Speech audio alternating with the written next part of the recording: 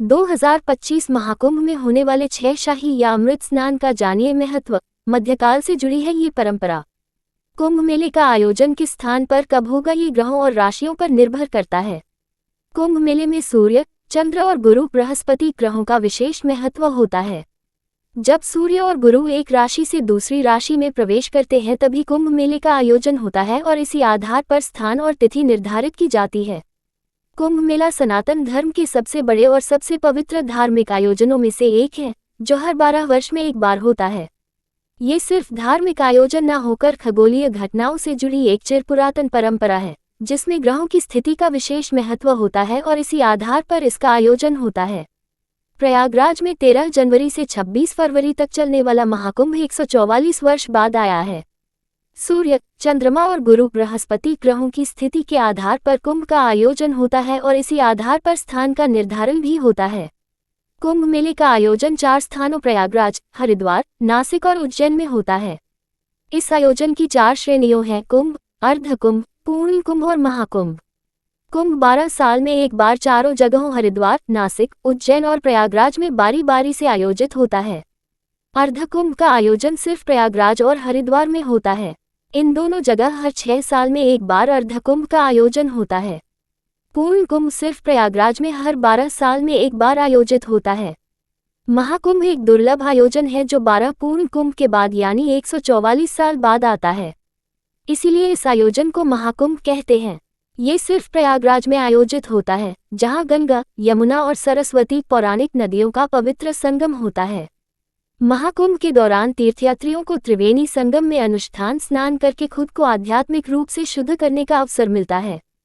प्रयागराज महाकुंभ में इस बार संगम में पवित्र स्नान के लिए 6 प्रमुख तिथियां निर्धारित हैं। पौष पूर्णिमा 13 जनवरी, मकर संक्रांति 14 जनवरी, मौनी अमावस्या 29 जनवरी, वसंत पंचमी 3 फरवरी, माघी पूर्णिमा 12 फरवरी, महाशिवरात्रि 26 फरवरी। मान्यता है कि इन तिथियों पर गंगा, यमुना और सरस्वती पौराणिक के त्रिवेणी संगम में स्नान अनुष्ठान करने से आत्मा शुद्ध होती है, पापों का प्रायश्चित होता है। सनातन धर्म की रक्षा के लिए 8वीं शताब्दी में आदि शंकराचार्य ने अखाड़ा परंपरा की शुरुआत की थी। कुल 13 अखाड़े हैं जो महाकुंभ में आते हैं और अपना शिविर डालते हैं। स्नान की प्रमुख तिथियों पर ये अखाड़े हाथी, घोड़ा, ऊंट के साथ भव्य जुलूस निकालते हैं। इनसे जुड़े संत, सन्यासी और नागा साधु 17 श्रृंगार करके संगम तट पर आते हैं और स्नान करते हैं, जिसे अमृत, राजसी या शाही स्नान नाम से भी जाना जाता है। अखाड़ों के स्नान करने के बाद ही आम लोग संगम में डुबकी लगाते हैं। अमृत या शाही स्नान इस धार्मिक और आध्यात्मिक आयोजन के मुख्य आकर्षण होते हैं। अमृत या शाही स्नान का महत्व। अमृत, राजसी या शाही स्नान इस नामों के पीछे विशेष महत्व और सांस्कृतिक पृष्ठभूमि है। माना जाता है कि नागा साधुओं को उनकी धार्मिक निष्ठा के कारण सबसे पहले स्नान करने का अवसर दिया जाता है। वे हाथी, घोड़े और रथ पर सवार होकर राजसी ठाट बाट के साथ स्नान करने आते हैं। इसी भव्यता के कारण इसे अमृत स्नान, शाही या राजसी स्नान नाम दिया गया है। एक अन्य मान्यता के अनुसार मध्यकाल में राजा महाराज साधु संतों के साथ भव्य जुलूस लेकर स्नान के लिए निकलते थे। इसी परंपरा ने अमृत स्नान की शुरुआत की। इसके अलावा ये भी मान्यता है कि महाकुंभ का आयोजन सूर्य और गुरु जैसे ग्रहों की विशिष्ट स्थिति को ध्यान में रखकर किया जाता है। ग्रहों की चाल के आधार पर कुछ विशेष तिथियां पड़ती हैं।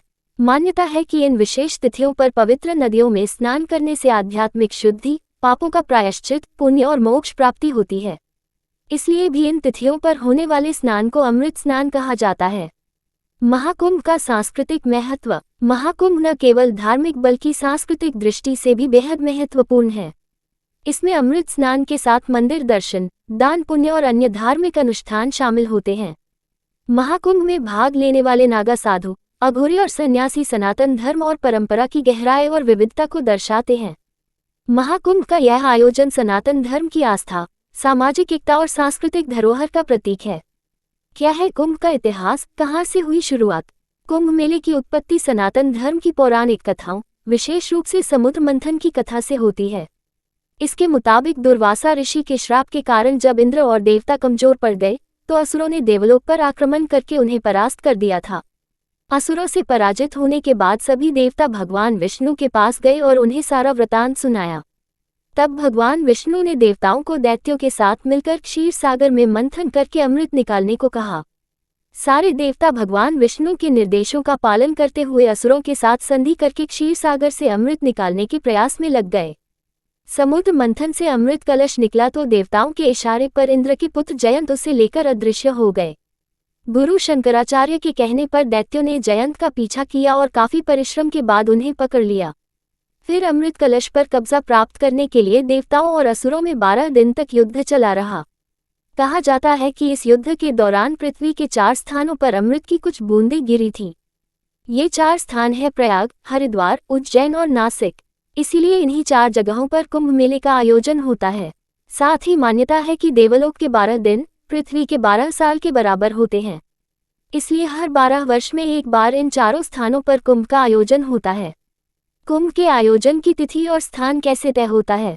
कुंभ मेले का आयोजन किस स्थान पर कब होगा ये ग्रहों और राशियों पर निर्भर करता है। कुंभ मेले में सूर्य, चंद्र और गुरु बृहस्पति ग्रहों का विशेष महत्व होता है।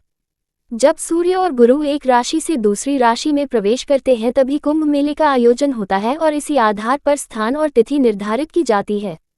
जब गुरु बृहस्पति वृषण राशि में प्रवेश करते हैं और सूर्य मकर राशि में तब कुंभ मेले का आयोजन प्रयागराज में गंगा, यमुना और सरस्वती पौराणिक के संगम पर होता है।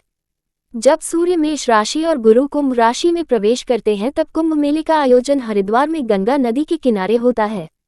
जब सूर्य और गुरु का सिंह राशि में प्रवेश होता है तब कुंभ मेला नासिक में गोदावरी नदी के किनारे आयोजित होता है।